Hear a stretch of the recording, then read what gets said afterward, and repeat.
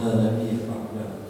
قال الله تعالى: أعوذ بالله السميع العليم من الشيطان الرجيم. بسم الله الرحمن الرحيم. يا أيها الذين آمنوا اتقوا الله وقولوا قولا سديدا يصلح لكم أعمالكم ويغفر لكم ذنوبكم ومن يطع الله ورسوله فقد فاز فوزا عظيما. صدق الله. قال النبي صلى الله عليه وسلم: خير الناس أنفعهم للناس. وكما قال رسوله الكريم: نحن على ذلك من الشاهدين والشاكرين. الحمد لله رب العالمين. Hadirin yang dirahmati Allah Subhanahu wa taala, syukur kita kepada Allah Subhanahu wa taala dari diberi kesempatan untuk berusaha menjadi orang-orang yang takwa. Hadirin yang mulia, nikmat ini adalah perkara yang besar. Syukur nikmat adalah perkara yang besar. Sehingga orang-orang yang mengkufuri nikmat Allah, bukan saja dia berdosa, tetapi dia akan diazab oleh Allah Subhanahu wa taala. La in syakartum la azidannakum wa la in kafartum inna azabi lasyadid. Siapa yang mensyukuri nikmat kami, kami akan tambah. Tetapi siapa yang mengkufuri nikmat kami, sungguh kami akan berikan azab yang pedih. Inna azabi lasyadid. Enggak perlu pakai syadid, azab Allah itu sudah pedih. Tidak perlu lagi Allah tambahin inna azabi lasyadid. Azab aja, enggak pakai syadid. Itu sudah cukup pedih. Dan azab Allah untuk orang yang tidak bersyukur nikmat Allah ini bukan hanya bencana alam, penyakit yang diberikan oleh Allah, sembuh-sembuh di ujung dunia manapun dia. Kemudian pekerjaan, harta yang tidak diberkahi, sehingga anaknya menjadi anak-anak yang pecandu narkoba, penzina, segala macam. Akhirnya muncul menjadi keluarga broken home. Tidak mensyukuri nikmat. Dan mensyukuri nikmat Allah ini bukan cuma sekedar ucapan alhamdulillah. Dulu orang-orang kafir di Arab sana, kalau mereka dapat sesuatu, mereka ucapkan alhamdulillah. Tapi wujud syukur itu bukan ucapan ini. Wujud syukur itu adalah nampak dari praktek kehidupan kita sehari-hari, ibadah kita sehari-hari. Semakin hari semakin bertambah. Orang yang semakin kaya semakin dermawan, semakin kaya semakin takut kepada Allah. Karena kekayaan, kaya dan miskin juga adalah programnya Allah, bukan program manusia. Abdurrahman bin Auf adalah orang yang kaya di zaman sahabat tadi. Waktu Rasulullah katakan, ini Abdurrahman bin Auf orang yang jadi masuk surga. Tapi kata Nabi SAW, Abdurrahman bin Auf masuk ke surga sambil merangkak. Kenapa? Karena persoalan harta yang cukup banyak. Maka dia katakan, bagaimana supaya aku bisa miskin? Akhirnya ada yang mulia, dia berusaha untuk bisa menjadikan dirinya miskin. Maka dibelilah 10 kurma di seluruh jazirah. Semua kurma dibelinya. Setelah itu dia buat gudang yang besar, kurma itu dimasukkan ke gudang. Setelah itu kurma ini tidak dijual. Tidak dijual. Habis modal Abdurrahman bin Auf membeli kurma itu semua. Dia bilang, alhamdulillah, kurma semuanya sudah terbeli dan kurma semuanya masuk ke dalam gudang. Tidak ada lagi kurma di dunia. Saya akan tumpul. Saya akan jatuh miskin. Abdurrahman bin Auf. Hadirin yang mulia, karena miskin dan kaya adalah programnya Allah. Manusia tidak ada yang bisa mengkotak-atik. Tidak ada yang bisa merekayasa. Maka seluruh jazirah Arab kena wabah pada waktu itu. Itu kurma Abdurrahman bin Auf dibiarkan di gudang sampai busuk, Pak. Tapi akhirnya hadirin mulia, suatu jazirah Arab ini kena wabah. Obatnya kurma yang busuk. Kurma di dunia pada waktu itu tidak ada di dunia, sehingga akhirnya kurma busuk Abdurrahman bin Auf harganya 10 kali lipat dari kurma biasa. Akhirnya dibeli semua sama orang, kaya lagi kan. Padahal maksudnya dia beli semua kurma itu supaya dia tumpul, tapi nggak tumpul juga. Kenapa dia? Karena kaya miskin itu adalah programnya Allah Subhanahu wa Ta'ala. Di dunia ini ada 4 raja besar. Yang lain nggak ada raja-raja. Yang pertama 2 Islam dan 2 kafir. Raja di dunia ini yang sudah dicatat di dalam Al-Quran 2 itu 4. 2 Islam, 2 beriman, 2 kafir. 4 aja. Siapa yang pertama? Yang pertama yang Islam Raja Dzulqarnain. Menceritakan dalam Al-Quran. Yang kedua Nabi Sulaiman AS. Yang kafir Namrud. Satu lagi Fir'aun. Kekuasaan Raja Dzulqarnain dan Nabi Sulaiman ini nggak bisa ditandingi dengan 2 kerajaan Namrud dan Fir'aun. Bahkan sampai ada hasil riset, katanya kekuasaan Nabi Sulaiman itu sampai ke Borobudur. Riset satu orang ulama ahli sains matematika, dia buat riset penelitian selama 20 tahun. Dia katakan bahwa Borobudur adalah peninggalan Nabi Sulaiman alaihissalam. Mungkin kan? Mungkin aja. Kekuasaan bukan kerajaan, wilayah kekuasaan. Dulu kan Indonesia kan nyatu semua pulau, kemudian dihancurkan oleh Allah menjadi pulau-pulau. Hadirin rahmati Allah Subhanahu wa Ta'ala, Nabi Sulaiman alaihissalam pernah berpikir untuk memberi makan seluruh hewan yang ada di dunia. Maka dia munajat kepada Allah Subhanahu wa Ta'ala karena kekayaannya itu dia mau memberikan satu jasa, memberi khidmat untuk memberi makan kepada seluruh binatang. Dia munajat kepada Allah, tapi Allah Subhanahu wa Ta'ala tidak izinkan. Allah Subhanahu wa Ta'ala izinkan hanya satu jenis binatang saja. Allah Subhanahu wa Ta'ala, siapkanlah makanan semampumu dan selama mungkin. Maka disiapkan panitia. Panitianya jin, binatang semua disiapkan makanan selama 40 hari untuk 40 hari. Bergunung-gunung makanan itu. Kemudian Allah Subhanahu wa Ta'ala katakan, sudah siap, sudah. Berapa banyak kamu siapkan?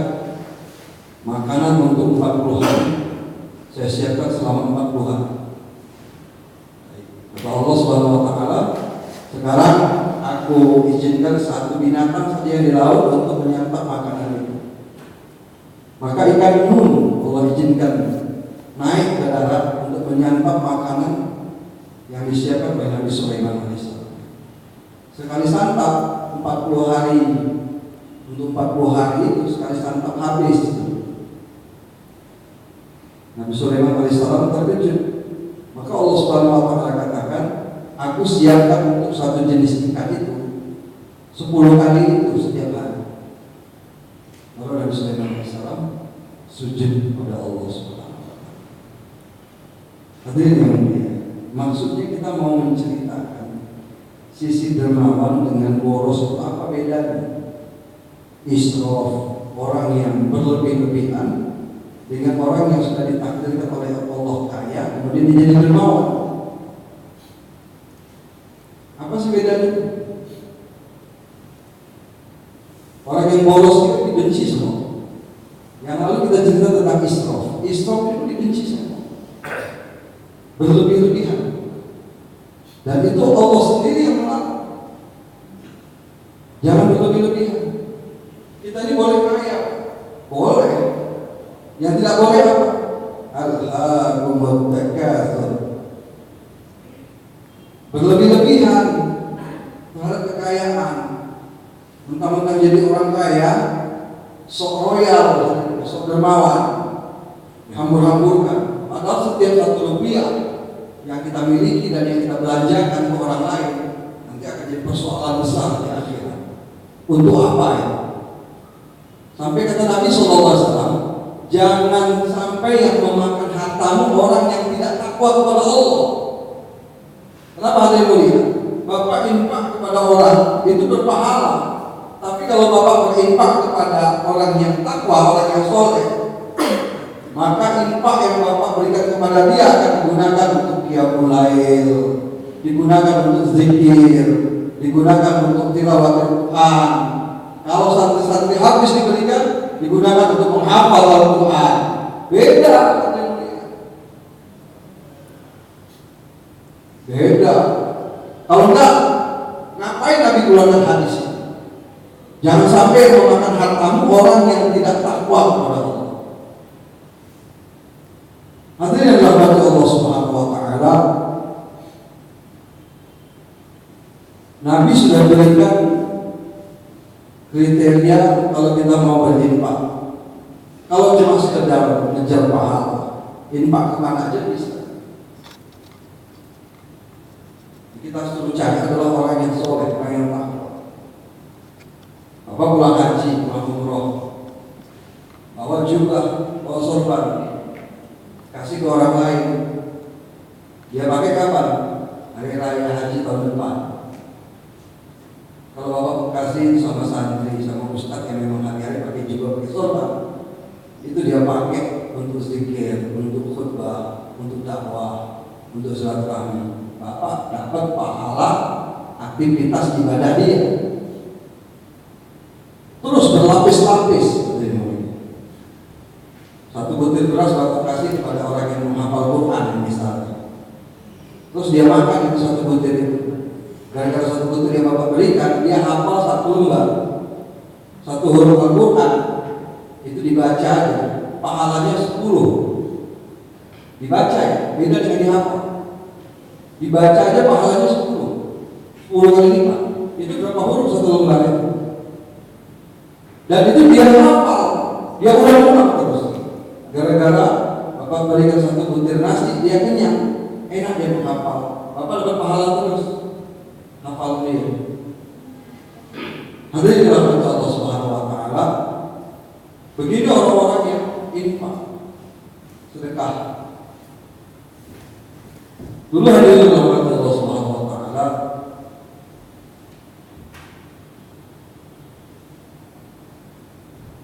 ada satu buah kisah. 3 orang terperangkap dalam gua. Salah satunya mereka itu bertawasul dengan amalan masing-masing supaya pintu gua itu terbuka.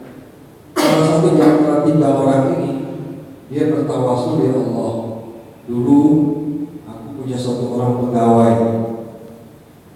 Pada waktu gajian, pegawai itu pergi, nggak tahu ke kemana. Maka uang gajinya aku simpan. Uang gaji itu aku takut terpakai, maka aku belikan kambing betina 1 ekor. Kambing itu beranak terus dari 1 ekor sampai jadi 1 bukit. Setelah 1 bukit jumlah kambing itu datanglah pegawai itu menagih gajinya yang dulu. Maka aku katakan kepada pegawai itulah gaji, ambil yang di bukit itu. Apa itu? Semua kambing itu adalah uang gaji. Wahai Allah, kalau ini amalan yang Engkau ridhoi, bukalah pintu gua ini. Terbuka pintu gua. Hadirin yang mulia, memberi manfaat. Jadi harta, kita cari harta, punya harta. Kalau tidak memberi manfaat, jadi persoalan. Israf aja jadi persoalan, aku lagi boros. Sampai kata Nabi, inna mubaziri ikhwan syaitan. Mubazir itu adalah sahabat syaitan. Jadi orang punya buat rumah, kata Ibu, buat rumah, anaknya 4, tapi kamarnya 8. Israf, mubazir. kecuali dia niat ini yang sisanya lagi, mana tahu ada tamu, orang kesasar, ada ustaz kesasar tamu, boleh digunakan. Memang niatnya sih Pak. Tapi kalau dia niat dari awal itu mau berlebih-lebihan, ini yang bisa diazab oleh Allah. Sehingga ini bisa masuk kriteria orang yang tidak bersyukur nikmat Allah. Ada yang mulia, marahnya Allah itu bukan sekarang. Allah tunjukkan marahnya bukan pada waktu kita menikmati kesuksesan ini, yang kita anggap sukses. Bukan, ada yang mulia. Kadang-kadang diberi pada waktu kita mulai pensiun, baru Allah berikan pelajaran-pelajaran berharga. Kita gak punya apa-apa. Di saat itu Allah baru berikan pelajaran-pelajaran sebagai orang-orang yang tidak mensyukuri nikmat Allah. Hadirin yang mulia, nikmat yang paling besar yang kita rasakan itu adalah sehat. Kalau orang sudah sakit, berapapun uangnya akan dihabiskan, berapapun hartanya akan dia gadaikan, berapapun rumahnya akan dia jual, tanahnya, kendaraan, untuk apa? Supaya sehat. Usaha sehat itu yang berharga. Tetapi orang lupa bagaimana bisa menjaga sehat ini. Salah satunya karena harta itu tidak berkah. Ketidakberkahannya ini itu karena salah satunya yang pertama orang itu tidak mengeluarkan zakat, kemudian tidak mau berinfak, terus tidak mensyukuri nikmat dari Allah Subhanahu wa Ta'ala. Kemudian sombong lagi dengan harta yang ada. Hadirin yang naik kendaraan, jangan naik kendaraan jalan di muka bumi dengan sombong itu Allah nggak suka. Kalau lagi naik kendaraan, punya rumah yang mewah sombong, diberikan sedikit aja penyakit sama Allah habis. Hadirin yang mulia, orang yang dermawan ini hartanya tidak akan dihisap. Beda dengan orang yang isrof berlebih-lebihan, kemudian dia melakukannya uangnya, kepingin nama baik, kepingin dipuji. Nanti di akhirat itu ada 3 golongan yang masuk neraka tanpa hisab. Yang pertama orang kaya yang dermawan, itu diseret kepalanya di bawah, kakinya di atas. Atau Allah campakkan orang ini dalam neraka yang paling bawah. Maka orang ini katakan sambil diseret, wahai Allah, aku sudah gunakan hartaku untuk infak sana, infak sini, membantu orang sana, bantu orang sini, nolong orang sana, nolong orang sini. Kamu infakkan hartamu ingin dipanggil orang sebagai orang dermawan, supaya dipuja orang, disanjung-sanjung sama orang, supaya punya nama baik. Lempar kata orang di dalam neraka. Hadirin yang mulia, selama ini yang dibahas orang-orang yang masuk surga tanpa hisab. Padahal ada orang yang masuk neraka tanpa hisab juga. 3 golongan. Yang kedua, mujahid. Waktu Allah tanya, dengan nikmat yang aku berikan, apa yang kau buat? Aku bela agama ya Allah sampai aku mati syahid. Bohong kata Allah. Kau bela agama supaya kau dipanggil pahlawan, mau dipanggil pejuang. Lempar orang yang masuk ke dalam neraka. Terus satu lagi ulama dan qori. Allah menetapkan semua nikmat, kemudian Allah tanya, semua nikmat ini yang kami berikan kepada engkau, apa yang kamu gunakan? Untuk apa ini? Maka orang dikatakan, saya ngaji ya Allah sana kemari, kemudian saya ajari orang, saya bimbing orang, saya baca Quran, semuanya lillahi ta'ala. Kata Allah, kamu belajar agama, kemudian ngajari agama supaya dipanggil ulama, supaya dipanggil ustaz, supaya dipanggil qari. Kata Allah, lempar orang masuk ke dalam neraka. 3 golongan manusia yang masuk neraka tanpa hisab. Maka bahaya, hadirin, jangan main-main. Kita punya harta itu adalah amanah. Kalau sudahlah tidak kita infakkan, kita boros. Menjadi orang yang berlebih-lebihan menghambur-hamburkan uang. Lagaknya seperti orang yang tidak akan mati. Hadirin rahmati Allah Subhanahu wa Ta'ala. Karena pentingnya perkara ini, orang lupa mengingatkannya, dan lupa orang untuk ingat bahwa harta ini semua adalah amanah, dan nanti amanah ini akan dipersoalkan oleh Allah. Tidak bergeser kaki anak cucu Adam sebelum disoal 4 soalan. Yang pertama, umur digunakan untuk apa? Masa muda digunakan kemana? Harta didapat dari mana? Dibelanjakan kemana? Ilmu digunakan untuk apa?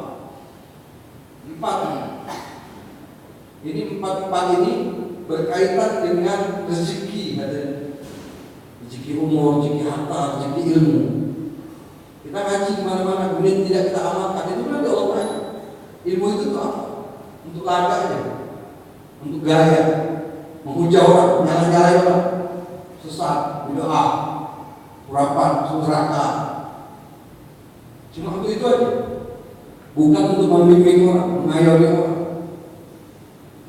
Hadirin yang mulia, hubungan dunia itu tidak akan bisa masuk surga.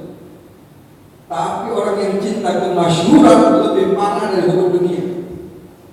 Mau terkenal itu lebih bahaya. Ustaz mau bisa nolong di sini supaya dia mau terkenal, itu bahaya. Lebih baik gak usah dikenal, tapi kita bermanfaat sama orang lain. Maka hadirin kata Allah Subhanahu wa taala, hidup yang sederhana adalah cermin kehidupan Rasulullah sallallahu alaihi wasallam.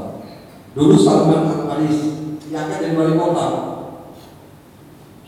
Terus dia ngawasi pasar, kan pasar. Orang kan nggak semua kenal dengan Salman Al-Farisi, wali kota pada waktu itu. Maka datang orang kaya, dia belanja banyak, dia tengok ada orang pakaiannya biasa-biasa, jalan kaki, sendalnya juga udah tipis. Oh, ini mungkin tukang pikul barang. Pak, sini. Dia datang. Ada apa, Pak? Bisa angkatkan barang saya? Jadi saya ubah sekian. Angkat kemana? Ke sana. Diangkatnya dulu. Diangkatnya. Orang satu pasar ini semua mencibir. Ternyata ini adalah Salman Al-Farisi. Angkatin barang orang. Mencibir. Kapok. Wali kota disuruh angkat barang. Kena. Jadi ada yang mulia. Sampai di rumahnya diangkat. Selesai. Ini upahnya. Kamu budak kan? Ya, saya budak dan Tuhan juga adalah budak. Budaknya Allah Subhanahu wa taala. Permisi. Ini pasar lagi orang ini. Rupanya ada kepala pasar. Kalangan sahabat juga panggil. Kau tahu ya kau mengangkat barang itu saya? Kau betul banget. Bodoh. Itu wali kota di negeri ini, sahabat Rasulullah, Salman Al-Farisi, pucat mukanya. Sampai seperti itulah posisi wali kota pada waktu itu sederhana.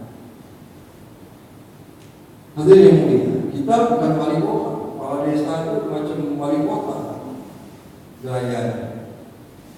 Padahal tidak ada yang perlu dipamerkan hidup di dunia ini.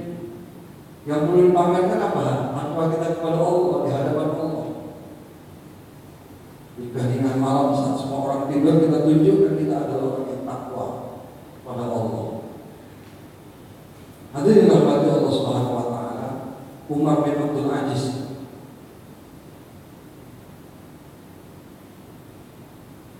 Abu Bakar Siddiq waktu dia diangkat jadi khalifah, kemudian dia mau menulis surat. Surat itu surat yang berhubungan dengan pemerintahan. Maka dia gunakan satu lampu, dia tulis. Terus datang anaknya bilang, ya tuliskan ayat Al-Quran ini mau apa? Maka lampu yang ini dimatikan, dia hidupkan lampu yang lain. Anaknya tanya, kok nggak pakai lampu yang itu aja? Lampu yang ini minyaknya, belinya pakai uang negara, nggak boleh dipakai untuk urusan pribadi. Yang ini minyaknya dibeli pakai duit ayah, dipakai yang ini untuk urusan pribadi. Sampai seperti itu, takutnya menggunakan fasilitas negara. Umar bin Abdul Aziz pernah jual minyak wangi, padahal dia adalah khalifah. Waktu dia jual minyak wangi, dia tuang ke botol, hidungnya ditutupnya. Yang beli nanya, kenapa ditutup hidungnya? Dia bilang apa? Tidak ada hak saya mencium minyak wangi Tuhan. kecuali Tuhan izinkan. Seperti itu warak terhadap harta.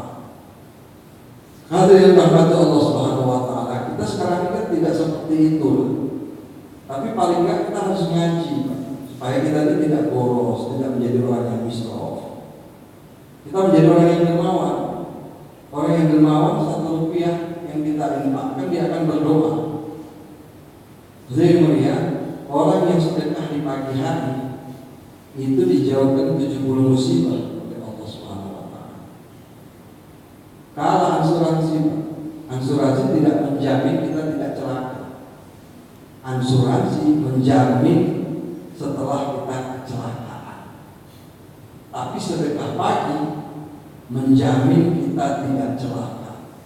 Mana yang lebih? Asuransi atau sedekah pagi? Tapi orang jangan melakukan sedekah pagi. Kalau bisa sedekah itu sebelum matahari terbit, sedekah pada orang, bukan kepada infak, ke orang. Maka dijauhkan 70 musibah, keluarga diberikan kesehatan, keselamatan, rezeki kita dilipat gandakan 10 kali lipat oleh Allah.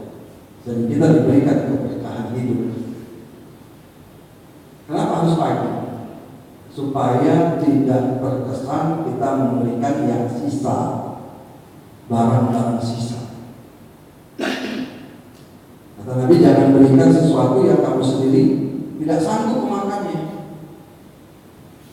Bubur yang kita sendiri mau makan, sudah hinap 1 malam, baru kita kasih sama orang. Nggak boleh, kecuali kita masih mau makan. Kalau sudah sore kita kasih sama orang, tapi kita mau makan, itu boleh. Jadi namanya Allah Subhanahu wa taala, boros dan mubazir, kemudian berlebih-lebihan, kita terlena dengan permasalahan ini. Padahal ini adalah masalah besar. Sebelum amal ibadah, maka amanah harta benda akan disoal di akhirat. Maka hadirin rahmati Allah Subhanahu wa taala, untuk kesempatan yang singkat ini kita mau belajar bagaimana kita supaya bisa jadi orang yang dermawan, tidak israf. Orang kalau sudah israf berlebih-lebihan, begitu habis muncul mengharap kepada makhluk, akhirnya apa? Jadi bencilan. Atau untuk kepentingan sesuatu dia jadi bencilan. Jilat saja untuk jabatan sesuatu dia jadi bencilan. Ini pun orang yang israf. Penjilat ini adalah orang yang israf. Ini bahaya. Orang-orang seperti ini tidak pernah memikirkan anak cucunya, bahwa harta itu tidak akan sampai ke anak cucu, atau anak cucu akan merasakan kualat dari harta yang didapat dari orang tua. Itu yang lebih bahaya. Maka hadirin Allah Subhanahu wa taala, untuk perkara inilah Allah bersihkan, mudah-mudahan bisa memberikan manfaat pada diri saya dan pada hadirin sekalian. Lebih dan kurang saya mohon maaf. Billahi taufiq wal hidayah. Assalamualaikum warahmatullahi wabarakatuh.